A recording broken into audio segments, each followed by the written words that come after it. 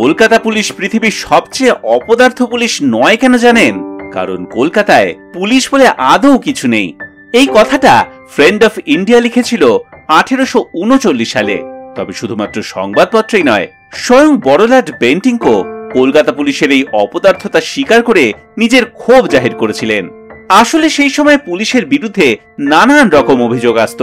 তারা নাকি প্রচন্ড দুর্নীতিগ্রস্ত, কর্তব্যে গাফিলতি, ঘুষ নেওয়া, ক্ষমতার অপব্যবহার কোনোটাই বাদ যায় না। আর এই সব অভিযোগ মূলত ছিল দেশীয় পুলিশদের বিরুদ্ধে।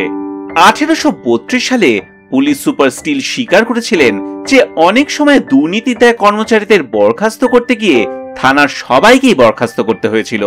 তবে ইউরোপিয়ান পুলিশ কর্তারা যে খুব কর্তব্যপরায়ণ ছিল তেমনটা একেবারেই বলা চলে না। এই যেমন 1849 সালে খোদ পুলিশ সুপার লয়ের বিরুদ্ধে অপদার্থতার নানান অভিযোগ আসে। সে নিয়ে চিফ ম্যাজিস্ট্রেট বলেছিলেন, মিস্টার লয়ের করার মতন কাজ যে খুব একটা আছে তেমন নয়, তবে যেটুকু আছে তিনি সেটুকুও করেন না।